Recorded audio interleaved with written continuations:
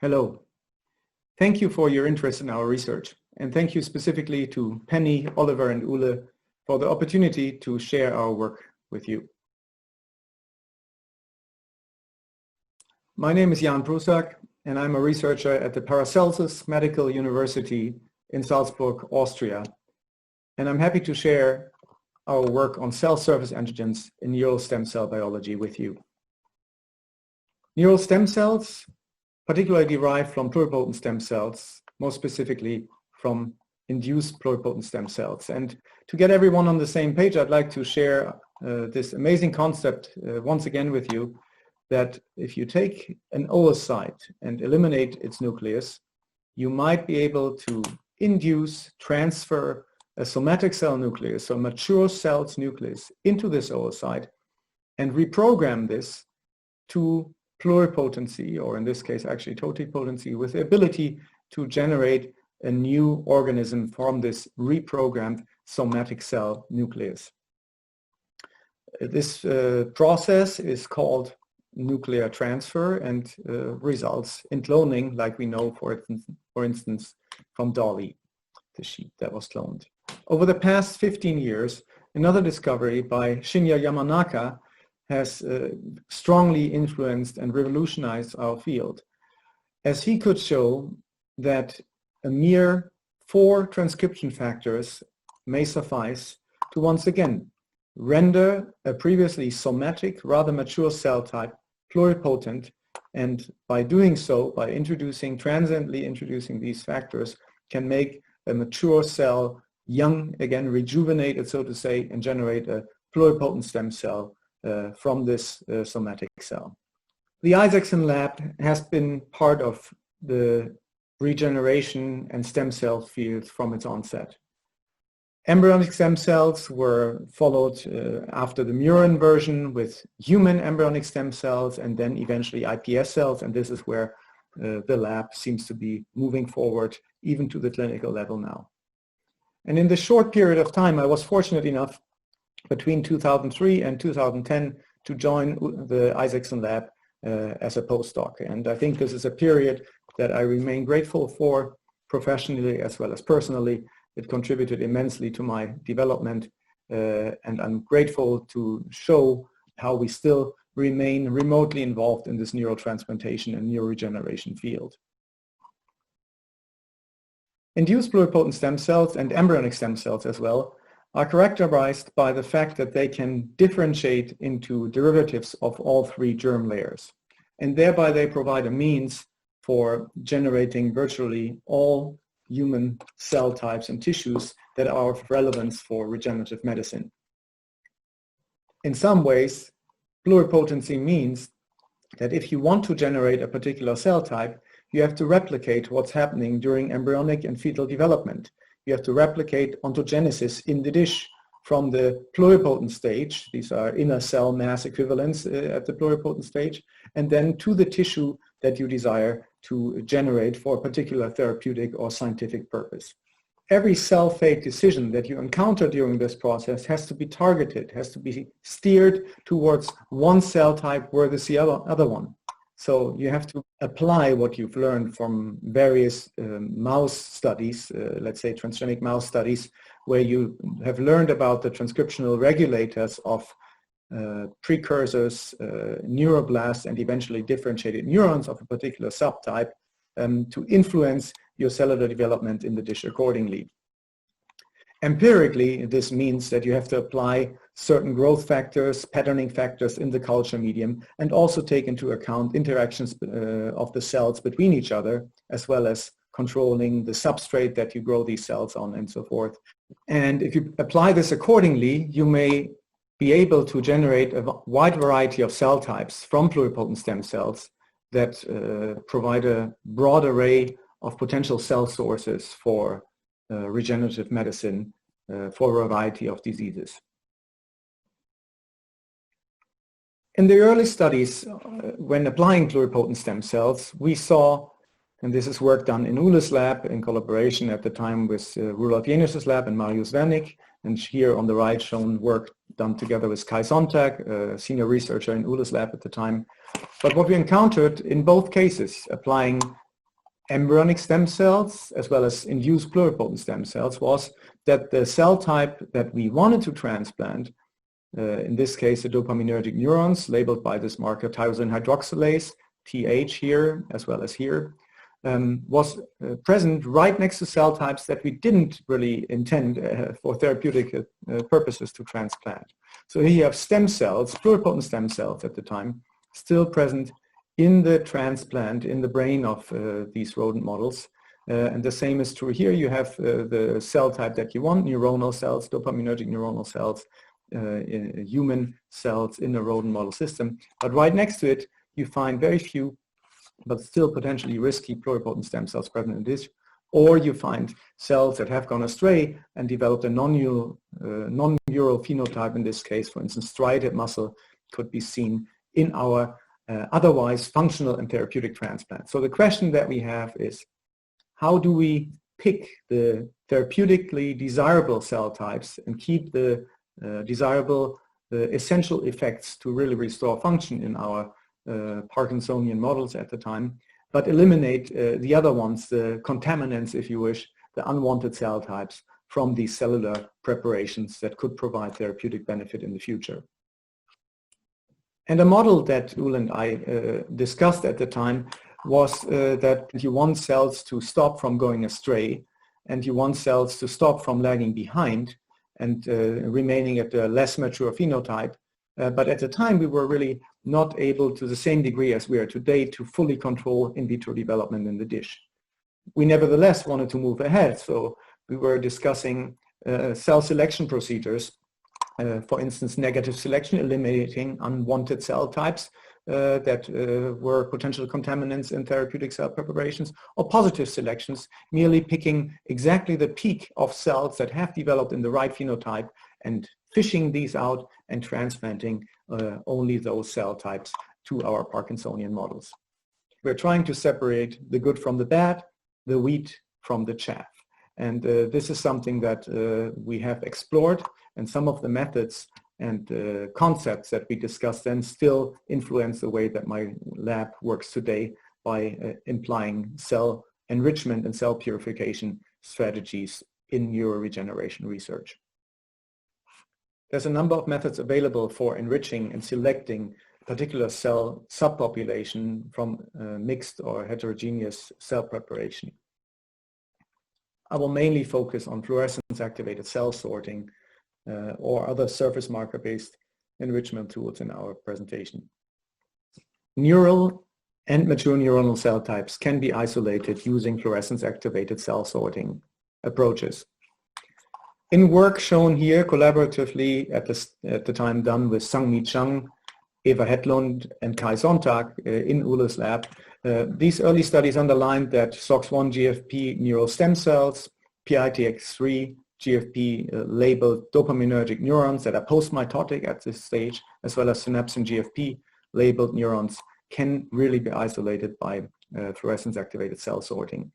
And so within few hours after the sorting procedure, cells elongate their processes again, and you can see how they mature once again within a short time period after sorting under the right conditions with appropriate sheath pressure and sorting speeds set up, and then really become functional in the dish, as we've seen multiple times by now, as well as after transplantation.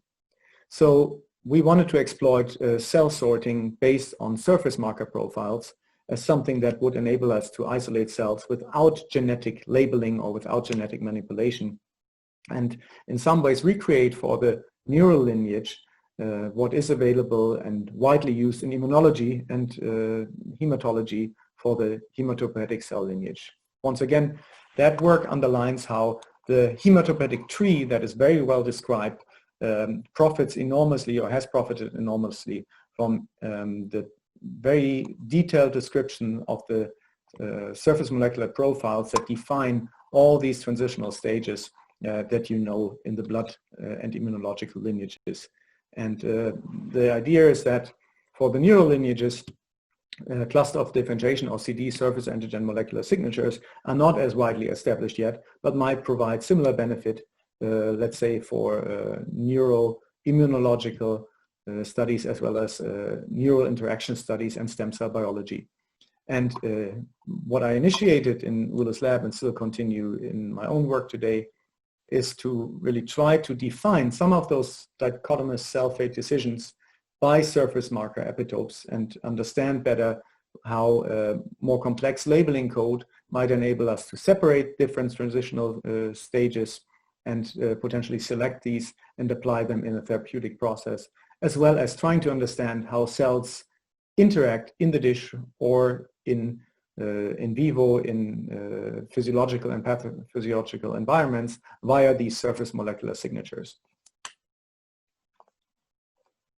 The ability to separate important neural subsets by CD surface antigens is underlined here in a basic study where we applied Gizem Turac, at the time a master student from Erdal Karayos's lab, who was visiting our lab at the time, applying CD49F against CD200 as a two-marker code that enabled us to separate neuroblasts from glial cells in the dish. And CD49F has recently been confirmed as an astroglial marker by other groups as well. So this would be one route to underline that an important neural population can be separated from another one by a mere application of two surface markers.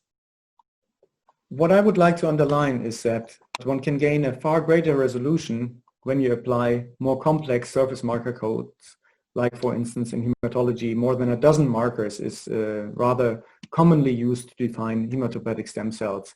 And so what we set out to do is, instead of applying single markers, applying several markers in combination, analyzing their expression patterns and seeing whether we might gain greater resolution.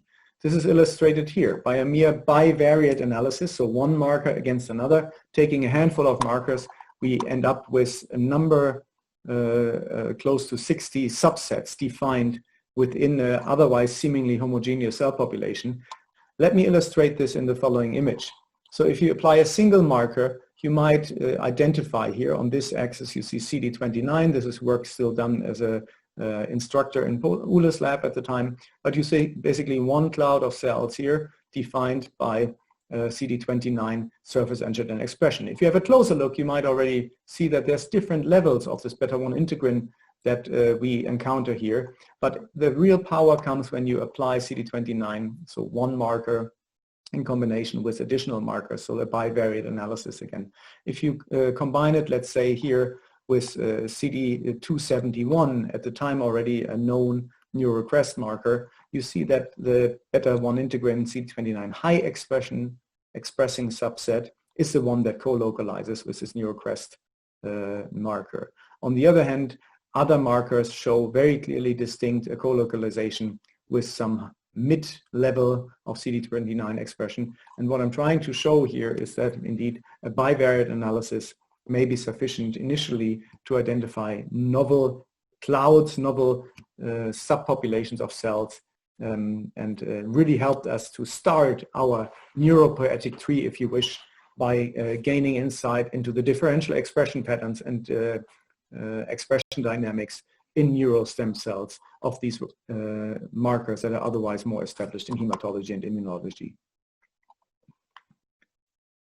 Moving from this early work where manual gating, interpretation, and pattern recognition was explored, we nowadays apply a more unbiased approach. There are a number of clustering algorithms available to discern heterogeneity, cellular heterogeneity, using flow cytometric data. For instance, this algorithm called SPADE that we apply here, it's an R-based algorithm developed by others that can easily be applied to analyze complex flow cytometric data. So what we've done here, actually done work by a medical student at the time in my lab, Frau Ferlemann. What she's done is to apply a combination of 6 surface antigens, in this case, on neuroblastoma cell types, stain these in combination using different fluorophores, and then apply an unbiased clustering to discern in total 6 different clusters that are defined here. What this enables us to do is to sort these different clusters. When you look at the unsorted population, you already can appreciate that you see different cell types, but you can't really make out a particular grouping or patterning.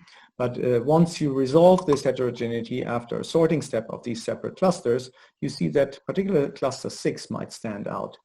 And having a closer look at this cluster, we see when we apply immunocytochemical analysis that while the unsorted heterogeneous population has a small subset that expresses these markers, in this case CD44 was highly expressed in some of these cells. When you enrich this population specifically, you have a strong enrichment of a population that is also positive for the transcriptional co-activator YAP that we're particularly interested in the context of Hippo-YAP-TAZ signaling in the neural lineage. So while previously we were not able to discern which particular subset is the one that is an atypical neuroblastoma population, this work enabled us to specifically identify this cluster and modulate this cluster. And this is a cluster that interestingly is almost devoid of typical markers of neuroblastoma, such as double cortin, and might represent a subset that doesn't respond well to typical drugs normally applied in neuroblastoma differentiation therapy. This complex analysis enables us to conduct pharmacological screens that are different from what is commonly used in cancer research, where it's usually an all or nothing effect. You have a multi-well screen, you put the cell line of interest into the dish and apply a variety of drugs, and you look in the wells and see whether the drug, particular drug, can kill those cancer cells that are present in the dish.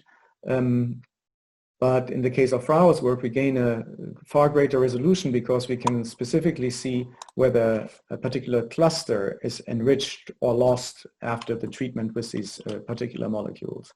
So we don't have an all or nothing effect, we have a greater sensitivity and can look at responsiveness of different subsets of cells present in this heterogeneous overall population. As we realize the importance of defining and characterizing neural lineages for cell surface antigens, Vishal Menon, a graduate student at the time in my lab, who's now doing a postdoc at Cambridge University in England, set out to do a truly comprehensive analysis of CD surface antigen expression patterns in neural lineage development derived from human pluripotent stem cells. Applying a library of approximately 250 CD surface antigens to neural differentiation systems derived from pluripotent stem cells, we shall exploit these in proliferating versus differentiated neural cell types from both iPS cells as well as human embryonic stem cells, thereby defining a map of CD antigen expression in neural cell types. And if we have a closer look at some of these, they are not only valid marker candidates for cell selection, but again, will really enable us to potentially identify interactors with viruses. Of course, they are functionally relevant in terms of stemness and proliferation. The signal transduction pathways identified here in terms of the cellular transmembrane proteins that might play a role in influencing development, tissue homeostasis, and so forth, might be a very valid library to explore in the future. And in this case, we have mainly focused on some of the candidates identified to explore these as valid markers for neural stem cell biology in an applied manner. So some of the markers identified to be associated with proliferation versus differentiation are well established. For instance, CD133 is a commonly applied neural stem cell markers, and we also see it highly expressed in the proliferative stage, but downregulated upon differentiation.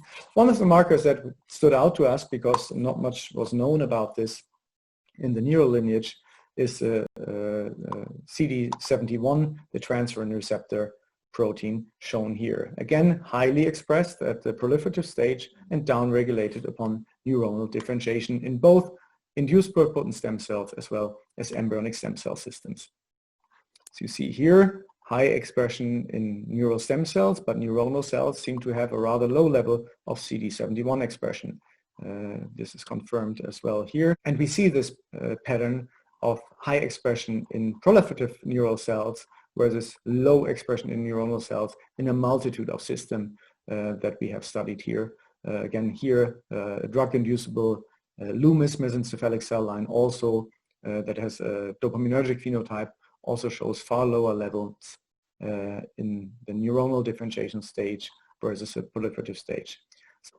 And without going into detail in these more functional aspects, knockdown of NMYC as a proliferation associated factor also greatly reduced expression of CD71 as a candidate marker for us that was associated with proliferative cells more than differentiated neuronal cell types. And again, here in this mesencephalic system, we see this confirmed strong reduction of CD71 expression when we induce the neuronal differentiation.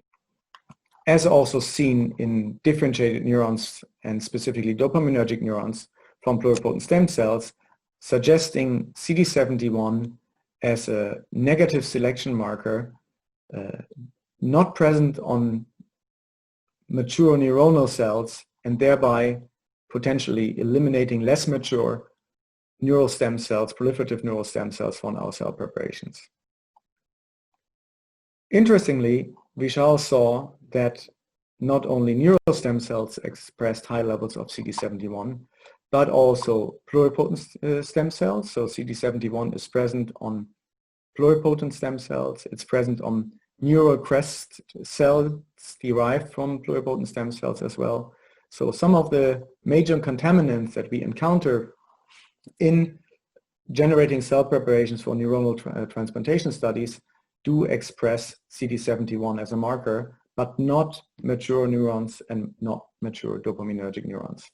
To summarize, CD71 was found on pluripotent stem cells, neural crest cells, as well as proliferative neural stem cells, but not on mature neurons or dopaminergic neurons. Vishal came across a known ligand for CD71, gambogic acid, a factor known to induce cell death in the cells that express CD71.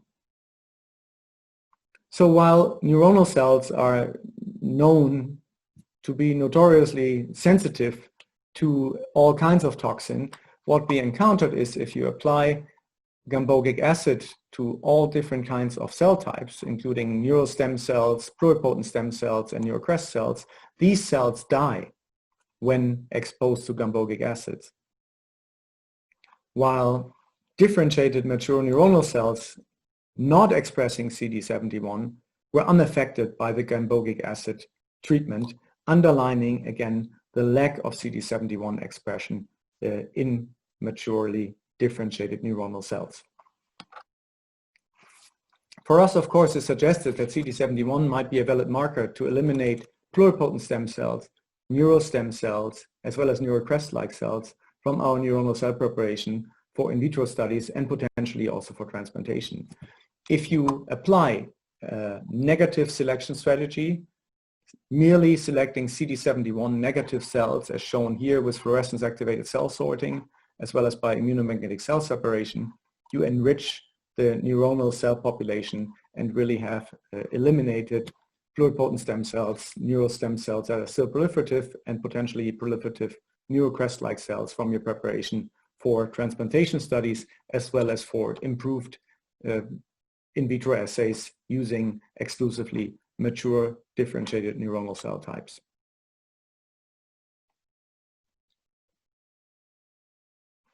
Interestingly, this is of course a single marker strategy. So what we can envision is applying, for instance, a CleanEmax assay, so a magnetic-based assay where CD71 would be applied, or using CD71 as a quality control marker, CD71 being a marker that you do not want to be present on a neuronal cell preparation made for clinical transplantation, for instance, in neuronal regeneration paradigms.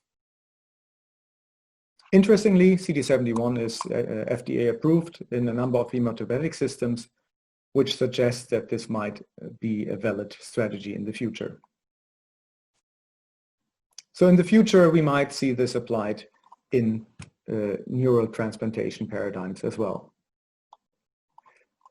So in some ways, coming full circle from the early, at the time, first work applying induced pluripotent stem cells in a rodent model of Parkinson's disease.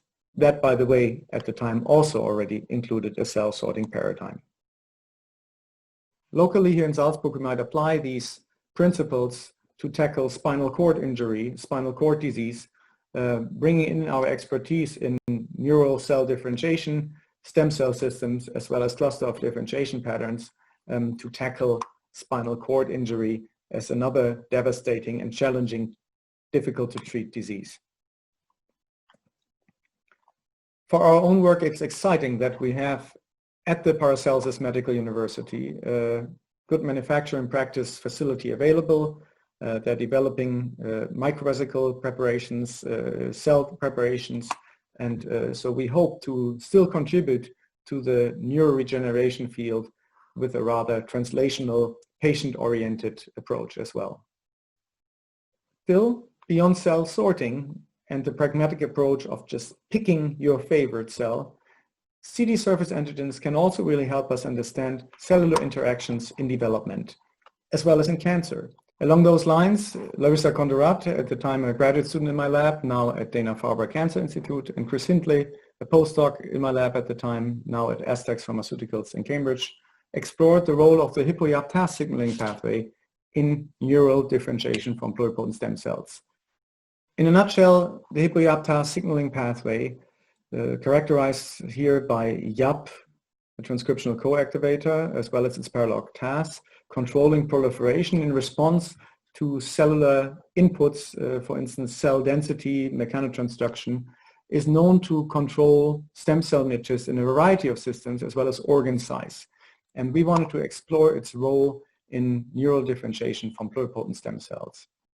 Therefore, Larissa and Chris applied cell cultures primed by either high density conditioning versus low plating density conditioning, and described the surface marker profiles associated with either condition.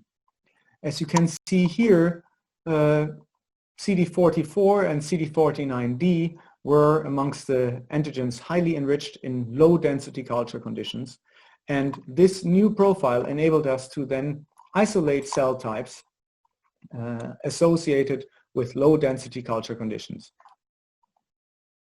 Cells exhibiting nuclear YAP expression also shared features of neurocrest differentiation, and indeed were found to express other epithelial to mesenchymal transition markers as well as neurocrest markers in human pluripotent stem cell systems, as well as shown here from Chaya Kalkheim's lab in the chick.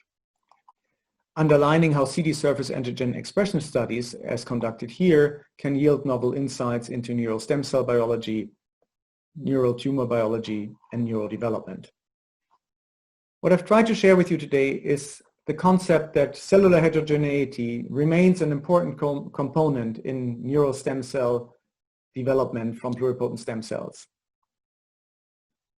Better understanding signaling pathways, for instance, hippoyaptase signaling or other cellular interactions in the dish, are one route to improve our stem cell systems that we generate in vitro for developing cellular therapeutics. And I've shared with you how CD surface and expression studies enabled us to identify subpopulations that helped us understand the role of hippoyaptase signaling in neural development, specifically in neurocrest development, migration, and epithelial to mesenchymal transition of relevance for neural development as well as for neuroblastoma. CD71, the transferrin receptor protein 1, was identified as a novel selection marker for neuronal cell therapeutic paradigms, as well as enrichment of neuronal populations for in vitro studies. CD71 is present of a wide range of cell types, but not in our systems on neuronally differentiating cell types, suggesting it as a valid negative selection marker in these aforementioned paradigms. Overall, I tried to give you a glimpse of the work conducted in our lab, focusing on the trajectory of basic biology, cellular interactions mediated by cell surface antigens, specifically hippoYAP signaling in the neural differentiation system. And on the other hand, biomedical applications of these CD surface marker signatures applied in neuroblastoma showed some of these in vitro screens that have a greater subtype specificity by applying unbiased algorithms for more complex readout of neuroblastoma treatment paradigms, as well as, of course, CD surface markers as selectors, as markers to identify subsets of neuronal cell types aiming for their application in transplantation studies. I'd like to thank former members of the lab critical for the studies that I shared with you here at the University of Freiburg at the time, specifically Chris Hindley, Christina Reinhardt, Ria Thomas, Vishal Menon, Larissa Condorat, and Farah Ferleman, whose studies I showed and shared here with you. I'd like to thank our collaborators, who I'm happy to continue to be in touch with on the occasional advice and discussion how to best use our surface antigen studies for the more translational approaches. And I'd like to thank the current lab members, as we only recently are establishing our laboratory here at the Paracelsus Medical University, the PMU in Salzburg. I'm the director of the Institute of Anatomy and Cell Biology. As the name implies, we provide anatomical education for students, but also for clinical colleagues, and have biomedical research in the institute, focusing on neuroregeneration, experimental ophthalmology, and studies on the musculoskeletal system. We are actively recruiting. Please contact us and get in touch. It's a beautiful place to live and work with a lot of cultural and recreational amenities. Salzburg, Austria is located in the middle of Europe, so please, if it is applicable, apply to us or share this with suitable candidates. And with that, I'd like to thank once again Penny, Oliver, and Ule for this opportunity to share our work at the Neuroregeneration Institute webinar series. I'd like to thank you for your attention and interest, and I'm happy to take any questions. Bye.